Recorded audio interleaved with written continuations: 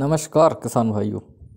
आज हम 3 नए कृषि कानूनों के विषय में चर्चा करने जा रहे हैं। इसमें जो पहला कानून है वह है कृषि उपज व्यापार और वाणिज्य संवर्धन एवं सरलीकरण, farmers produce and farm protection act.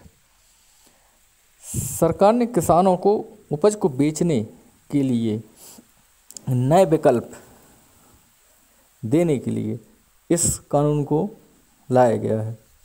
सरकार चाहती है कि किसान सिर्फ एपीएमसी के भरोसे न रहें, उनको अन्य स्रोत भी मिलना चाहिए ताकि उनकी आय में बढ़ोतरी हो सके।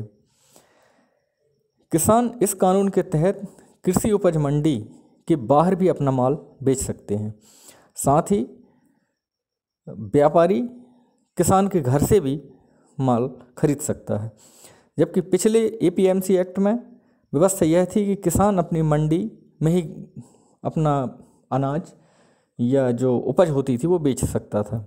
बाकी अब देश भर में कहीं भी राज्य से बाहर, ज़िले से बाहर, जहां बेचना चाहें उधर बेच सकते हैं। एक बार की बात बताएं हम आपसे कि पहले जब एपीएमसी एक्ट लागू था तो हम लोग गुड़ बनाते थे, तो गुड़ के जो रेट, जैसे हमारे नज़दीकी ज़िला सागर है, सतना है, सिवनी है, इधर बहुत तेज़ रहते हैं, ज़्यादा रहते हैं।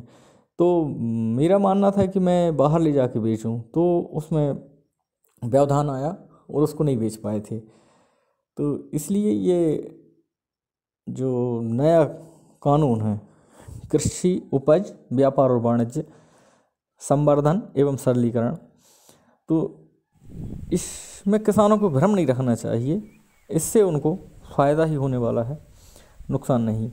इसमें क्या होगा कि मंडियां तो रहेंगी ही, साथ में एक नई बाज़ार व्यवस्था भी खड़ी हो जाएगी, जिसके तहत मंडी में रहने वाले व्यापारी अपनी मनमानी नहीं कर पाएंगे और नए व्यापार के रास्ते खुलेंगे।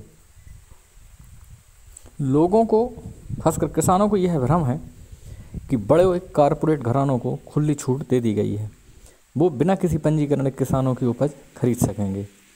दूसरा भ्रम यह भी है कि जब बड़े कारपोरेट सीधी खरीद करेंगे तो एपीएमसी मंडियों की प्रासंगिकता खत्म हो जाएगी और वो धीरे धीरे खत्म हो जाएंगी। ऐसा नहीं है।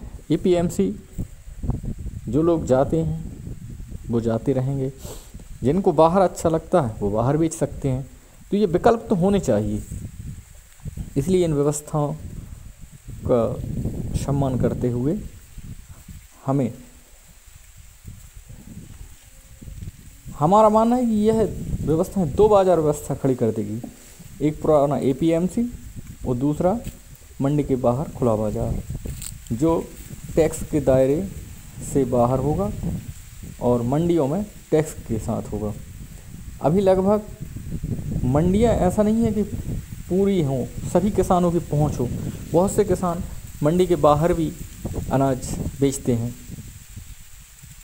और जबकि इस समय लगभग देश में 6 से 7 हज़ार मंडी हैं, जबकि ज़रूरत हमारे देश में 40,000 मंडियों की है। तो इसलिए घबराने की ज़रूरत नहीं है। सरकार एपीएमसी को ऐसे ख़त्म करने का कोई इरादा नहीं है। ये बस विकल्प उपलब्ध कराने के लिए ये व्यवस्था, ये कानून लाए गए हैं, जिनका हमें सम्मान करना चाहिए। किसान भाइयों, आशा ही नहीं पूर्ण विश्वास है कि इससे किसान को अच्छे दाम मिलेंगे। जब विकल्प होंगे तो उसका लाभ भी होगा। कोई भी नई जब चीज़ आती है तो उसके सुखद पहलू भी होते हैं, कुछ नुकसानदेह पहलू भी होते हैं। तो किसान भाइयों, आपको जागरूक होना होगा। यदि आपको अधिक जानकारी नहीं है तो आप एपीएमसी में जाके ही अपना अनाज बेचें। अन्यथा जैसे बड़े किसी व्यापारी को बेचते हैं तो उसके बारे में पूरी जानकारी प्राप्त कर लें, उसके बाद ही आप अपना अनाज बेचें ताकि आपको नुकसान ना उठाना पड़े। इसके लिए पर्याप्त संरक्षण भी प्रदान किया है सरकार ने। उन सब को ध्यान में रखते हुए